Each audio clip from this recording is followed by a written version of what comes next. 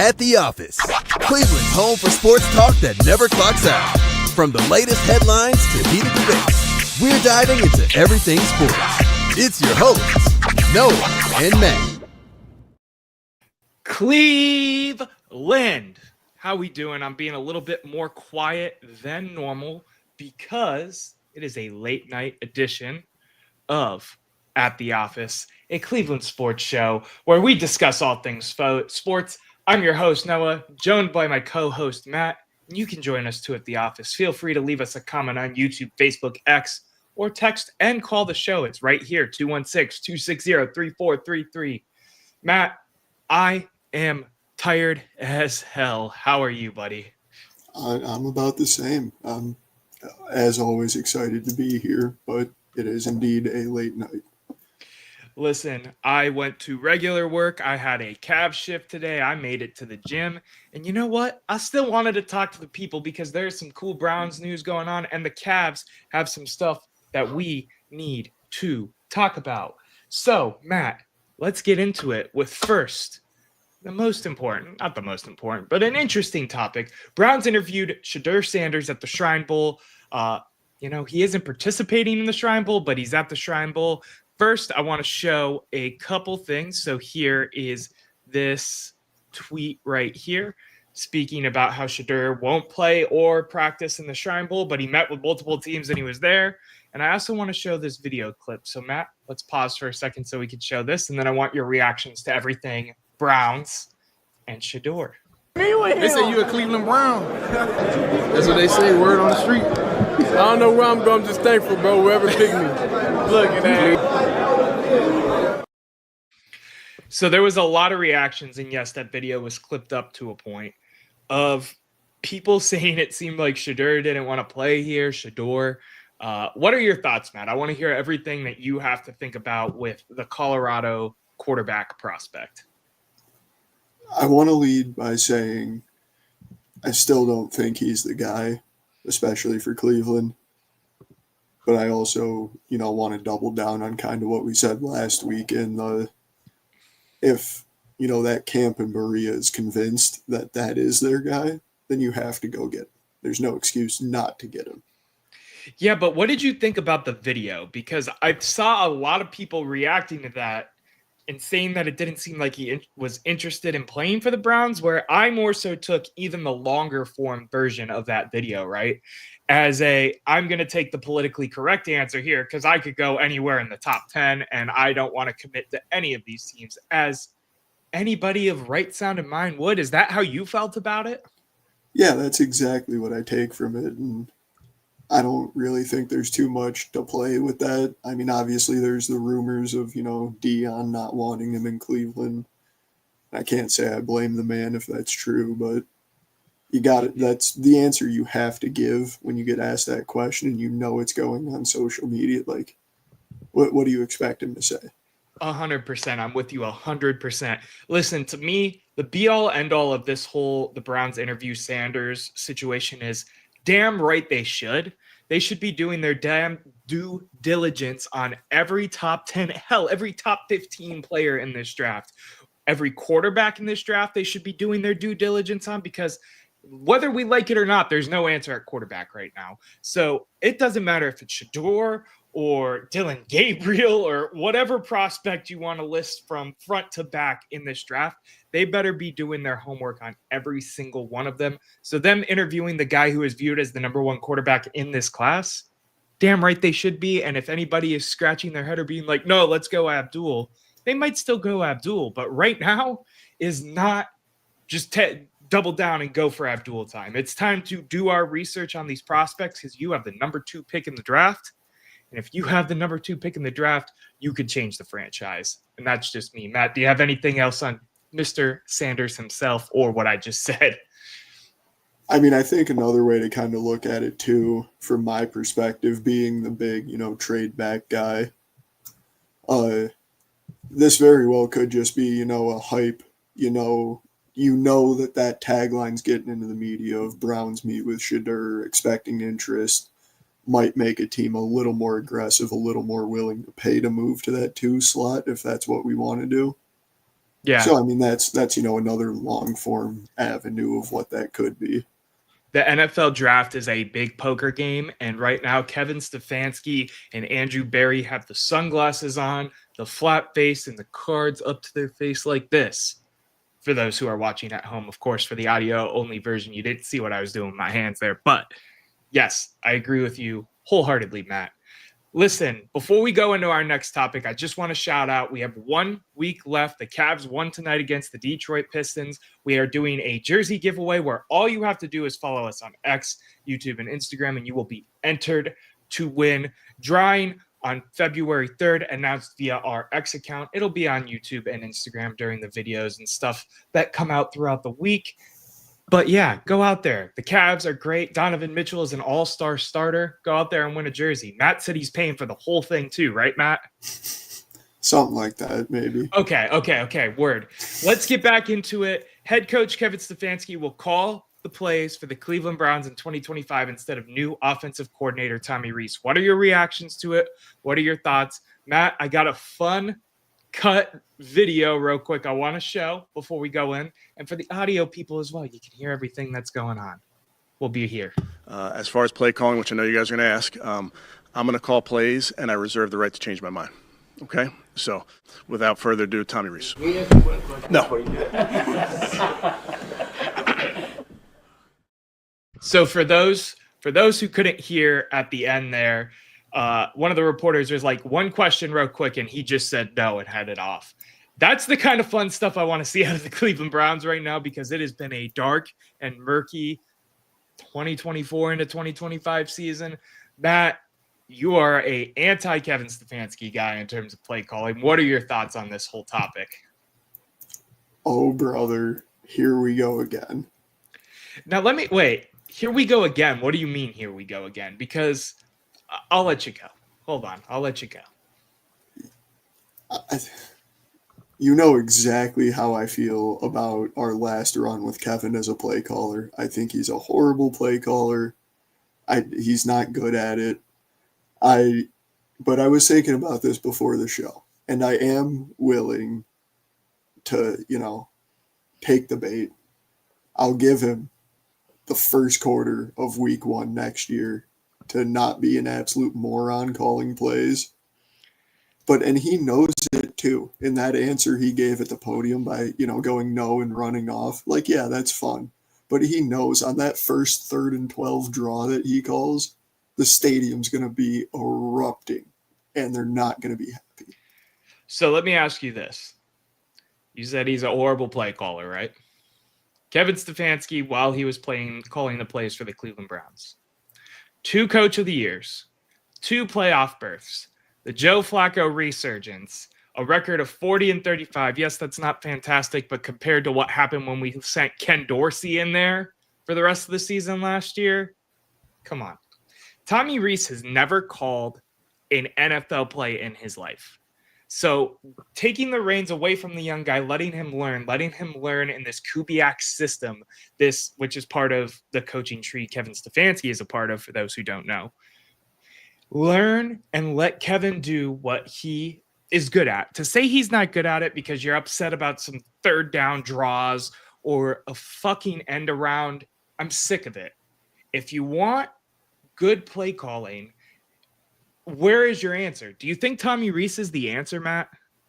No, I absolutely don't. I don't think we have a good answer on the team right now. I think Tommy Rees could develop into it, but I'm going to flip that right on its head. And if you're going to sit here and say that his 2 Coach of the Years or that Flacco magical run is purely because of his amazing play, you're absolutely insane. That is that's not, but to discredit that, Matt, from the whole piece of the pie that's going on. That is awesome.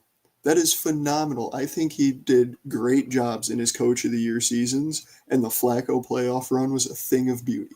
It was beautiful. His play calling has still been horrible every time he goes out there and calls the plays. You can throw any stat you want. It doesn't pass the eye test. I want to ask you this. Give me an example of what makes him bad. Don't just give me a broad example. Give me an example. How many 3rd and 12 draws do you want him to run? I mean, I can think like that happened at least 6 times when he's calling plays. 6 times over the course of 4 years. Sometimes, yes, I agree with you. I will concede the fact that Kevin Stefanski calls things that piss us off. I've said it on the show before. You can look back to when we weren't even showing our faces on the YouTube channel. I have agreed with you on that point. But when it comes down to it, this man has, first of all, somehow not lost the locker room after all of this Deshaun Watson shit that's gone on in the last couple years here. He has, again, won all the awards, done all of the things I'm talking about. And we just brought in a young offensive coordinator who can bring fresh new ideas to the table for the Cleveland Browns while still following the Kubiak system of what has worked for the roster we've built. Out of anybody that's in this roster, anybody that is in this office, anybody that is on this coaching staff, if there's one man I trust to call a Kubiak style, West Coast, outside zone, play action, whatever buzzword about football you want to use, type of offense, it is one Kevin Samuel Stefanski. I have no idea if that was his middle name, but we're going to roll with it anyway. I don't know what else you want out of this guy. I understand that we are disgruntled and we have seen it, but when Stefanski gave up the plays, here's another point, and I want to ask you this question. When Stefanski gave up the plays and gave it over to Ken Dorsey, did you see anything different that made you feel positive? Okay, all right. You gave Ken Dorsey an offense with in there and every a practice squad quarterback. Jameis Winston, a practice squad quarterback. Watch it. Yeah, Jameis Winston for 3 weeks, and then he missed the rest of the year, and we were rolling DTR and anybody else out there. Yes, I get what you're saying, and no, it was longer than 3 weeks, I think. But even when Jameis Winston was out there, you're talking about handing the keys over to an offense to a different guy, which we were both all for here on the show. It didn't work. It is not how this team is built. It is not how Kevin Stefanski's coaching office, I don't know what word to use there, is built to do. It is built to let him call the plays, bring in big character guys like our offensive coordinator has been said to do, like our defensive coordinators of the past, present, and hopefully not future, because I still love our defensive coordinator as it is, to manage the guys on the team, because Kevin Stefanski operates as a CEO. He is a businessman when it comes to his coaching. You might not like it, but apparently it has worked in Cleveland because it is the best football we have seen in 25 years. Like I said, I'm willing to give him the first quarter, but I do agree, and I will give you that he is the best option on our coaching staff right now to call our offense. But I'm still not saying that's a good option. Here's my thing, man. If we were in that situation, and as much as they've gotten their pass for 2024, 2025, if it starts to go down the route this past season as we go into the 2025 season, his ass is grass, Barry's ass is grass, the whole coaching staff's ass is grass, everybody's ass is grass, right? Absolutely. If you were in that situation, what would you be doing if you were Kevin Stefanski? I'd absolutely be taking control of my job and my future. I'm not blaming the guy. I just, until he puts out, give me 3 weeks of, and I keep coming back to it because it's the only thing that comes to mind, but give me 3 weeks of no third down draws. And I'll agree with you. I will sit here and let you play this clip however you want to cut it up to make me look like a moron. And then I'll stand up and applaud you at the end for your beautiful editing. Like, I don't trust the man. I hope we get back to the offense he's put on paper he can run. Put on film he can run. And, like we've talked about on this show, we're trying to, take that course of action this offseason. And if we get back to it, I want nothing more. And I know it sounds like it, but I'm really not a Kevin Stefanski hater. I like him as a coach. I don't like him as a play caller. I've said that exact sentence probably 100 times on this show. My thing is this, man. You want to talk about being upset about third down draws. I'm picking this apart because you keep bringing it up, right? That is a part of the analytical Kubiak style, West Coast, outside zone, play action, blah, blah, blah, blah, blah, offense that we have incorporated with this team. You might not like it, but it is a part of the philosophy. You try to run a draw on 12. Okay, you can think that. But whether it be Tommy Rees, Kevin Stefanski, Alex Van Pelt, Kyle Shanahan, whoever you want to put in there, that is part of the philosophy of this game, because analytically, a 3rd and 12 on the 30-yard line, you're not going to get the first down in terms of percentage numbers, all that big math stuff that we didn't go to an Ivy League school to do, right, Matt? You run the draw. It makes sense in the thought process of you hand it off, you maybe get a pop, and that you get the first down, or you make the 4th down manageable.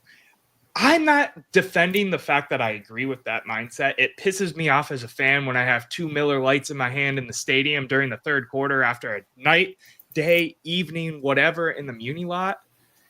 But when you look at it, that kind of stuff isn't going to change. Just as some of the frustrating play calls and stupidity did not change when Ken Dorsey got the play sheet. That's just me, man. See, but then here's my big issue with that. Look at the games we just watched this weekend. The championship round, championship Sunday. I mean, part A, I guess, of this is that's the dream, that's the goal, obviously. We want to win a Super Bowl, go to a Super Bowl.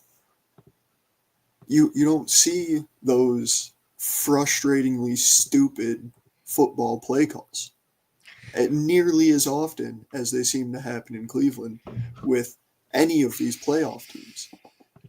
Okay. And I get it's, building the philosophy, building a game flow. And yeah, there's something to that. But on the other hand, there's also something to, hey, it's 3rd and 12, and it's the NFL where you get maybe 12 drives a game. Running a draw basically concedes one of those. We're giving it up. Yeah, the odds of us maybe popping a 12-yard draw, I would like to know what the conversion rates are on, 8+ yard 3rd downs, running a draw versus throwing past the sticks. I get what you're saying. You got to think, and I agree with wanting to know some of the statistics and stuff of that. Again, I'm not spouting that I completely believe in the philosophy of a Shanahan system, or not a Shanahan, a Kubiak system, but you have guys that run similar offensive identities to what Kevin Stefanski does, right? Not the Philadelphia Eagles, but the San Francisco 49ers are an example of this. Heavy run, outside play action. You don't need a big arm quarterback. You don't need a mobile quarterback to the level that you see like a Lamar Jackson or a Josh Allen, right? Those teams can win Super Bowls. It's just a frustrating offense, in my opinion, for fans like you and I, right? It's possible. It's been done. It's going to continue to be done, whether it be in the orange and brown or it be in the gold and maroon, or whether it be in some franchise in England that they open up because of the popularity of American football in England. Regardless, I think in terms of the dichotomy, everything that's going on with the Cleveland Browns right now, the best option is to put your money on a guy whose job is on the line and watch him succeed, because he's done it multiple times here in this offense, in this team, in this city. And that's why I feel decent about this decision. We'll see what happens. Me and you can continue to argue this as it continues to evolve and change, and maybe Tommy Rees gets a shot at it at one point. Who knows? I think Tommy Rees, real quick too, deserves some credit. He, in his college career as an offensive coordinator, was 42-10, 12-2 at Alabama, 30-8 when he was the offensive coordinator at Notre Dame. The ability's there.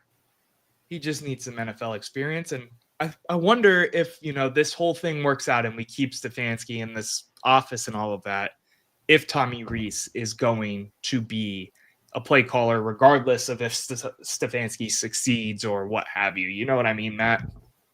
No, I mean, absolutely. He's a guy that I think was a pretty hot candidate, too, to, move up in the ranks. So I was happy to see him, not get poached. Me as well. Listen, we're at the 20-minute mark already, so I'm going to cut us to commercial break. When we come back, we're going to talk a little bit about the ye old Cleveland Cavaliers. I just said ye old on the live. That's how tired I am. My bed over this way is looking fantastic. We'll be right back with At the Office after these commercial messages.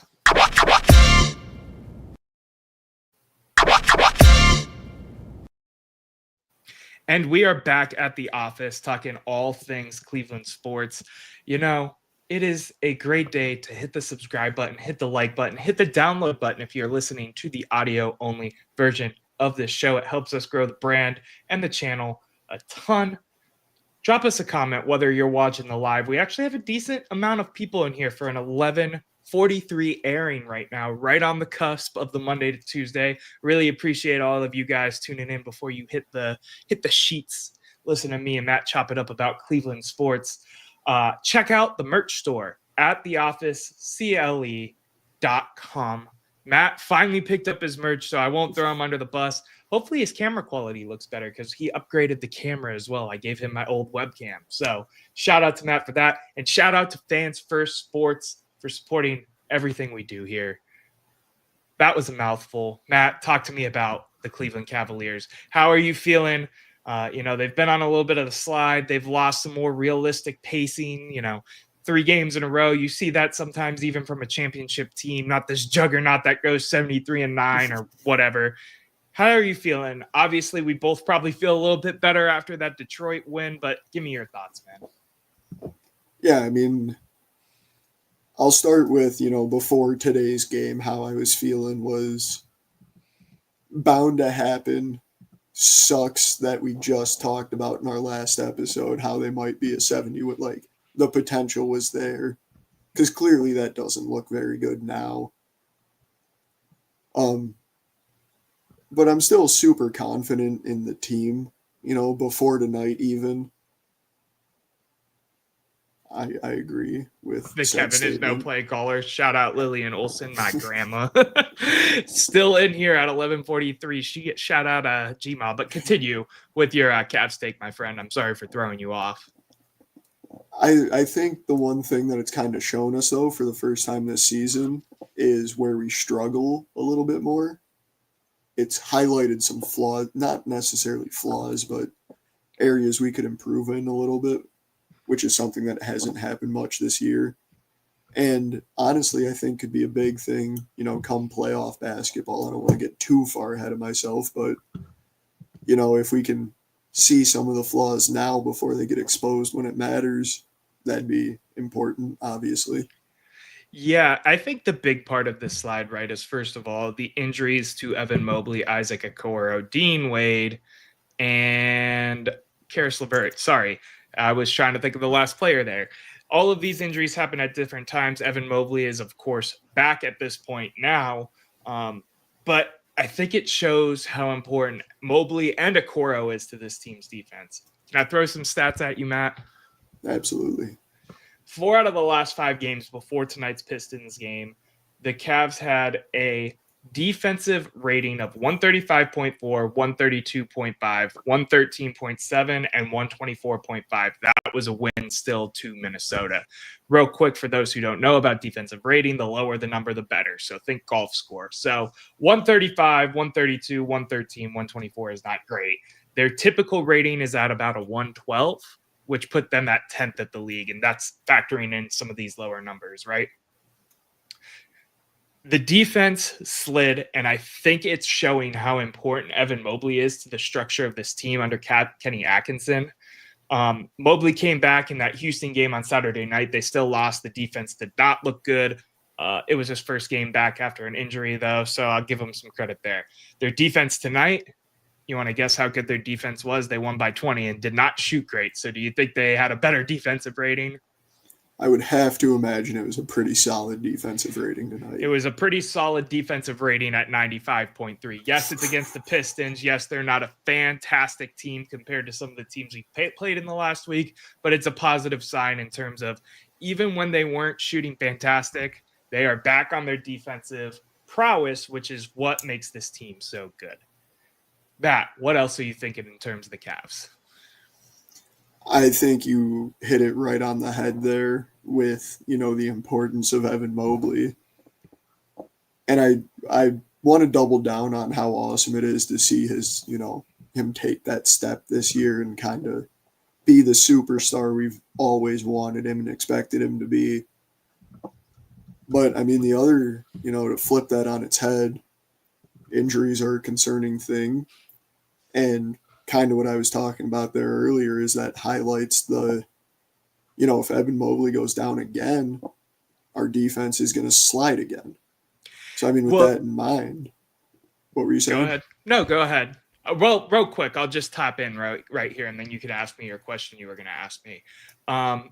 That all depends in my mind, too. Isaac Okoro is a premier defender in terms of the NBA right now. So maybe if there's an injuries happen in the NBA and the NFL and professional sports in general. So having a guy who is a defensive dog like Isaac Okoro can help that thing. Just like Evan Mobley, who was a runner-up for Defensive Player of the Year already in his 22nd year of life or whatever it was last year. This is the type of thing that can help sort of that. But go ahead, ask your question. So what I was getting at, though, anyway, is, both the guys you just mentioned have a bit of an injury history. Another guy on this roster may not hurt. Does that Cam Johnson trade we talked about, I know you have some feelings on, does that make a little more sense now, you think? Yeah, Cam Johnson is an interesting case, right? I think he is a good fit in terms of being a 3D kind of a forward, a fit in terms of that offensive lineup or the starting lineup, for the Cleveland Cavaliers. However, I went down the rabbit hole because I was looking at defensive ratings and stuff, comparing Cam Johnson to, the three main guys who have started at the three. Yes, Sam Merrill has started there too, but the three main guys that you think of as the starting three for the Cleveland Cavaliers: Dean Wade, Isaac Okoro, Max Strus, right? When you compare Cam Johnson this season to those three players in terms of defensive rating, Cam Johnson has a defensive rating of 118.2. Dean Wade has a 111.1. Isaac Okoro has a 114.8. Max Strus has a 115.1. So I say all of this to say defense seems to be the problem with this team right now. So if you're like, oh, we need to go get Cam Ward, he'll help us on defense, or he'll help us because he'll score more, this, that, and the third. I don't think he's worth it if you have to give up the bench. I do think it's worth it, as we talked about last week, if you can give up that 2031 first and some back-end bench pieces like a Craig Porter Jr., like a Jalen Tyson, and some seconds to get him. But I think that asking price is still going to be too astronomical and too harmful to the Cavs core. You get what I'm saying? Yeah, I absolutely agree with that too. I think a more generalized stance would be, I think, adding, another guy, whether that's a starter, star-esque caliber player, or even just a, depth role player that can be there for an injury. I think it would be helpful, but you don't want to blow up everything just for one hot start to a season. I agree. I like Cam Johnson as a fit on this Cavs roster. But I will continue to reiterate until he either gets traded to us or traded somewhere else or stays on the Nets. That's a possibility as well, that I don't want to overpay for him. I want him. I think he'll help us on a championship run. Do not get me wrong when I sound negative talking about him, but I do not want to give up the house for him, and the house being our fantastic bench. Matt, it's been a long day for the both of us. Well, not you. You were off. I was working left, right, and center. Let's get into random thoughts and hot takes. What is your random thought or hot take for the day to wrap this show up? This is going to be a weird flip on its head, and I've been thinking about how to try to phrase this. Oh, God. Because I just, spent the first half of this episode arguing with you and led off with, oh, brother, here we go again. Yeah. And this really isn't even, a random thought or a hot take. but I didn't bring this up earlier because I wanted to save it for now. Something in my gut tells me it's going to work out pretty well. And, that first 20 minutes is going to make me look like a fool, but I'm here for it. Yeah, I don't know if it's some blind optimism. I'm still sipping the happy Kool-Aid of the Buckeyes winning a national championship or what have you. By the way, we haven't even got to talk about it, me and you. What a game, man. What a game, right? Of course, they had to let it almost get close at the end. You wouldn't be an Ohio sports fan without it, my friend. No, but I agree with you. I could see it, and maybe that's the optimist in me. I typically play the optimist to your pessimist when we do this show, but I do agree with you. My final thought and take is I shouldn't quit my day job because that throw, Matt today got my my Cavs employee tickets, right? And I tried to throw him a t-shirt, and I missed wide up. I looked like Deshaun Watson after the shoulder injury and on the yips during the Dallas Cowboys for week 1 when I was trying to hit him with that t-shirt. He still got one. He still got it. It just went behind him. He had to pick it up. So my hot take is to throw a dig at myself and not to quit my day job. Matt, you got anything else for the people? I'm ready to go to bed, man. I mean, I am too. I just want to say thank you again for, the tickets tonight. It was a great time. I appreciate that. Yes, sir. Anything for the homies, right?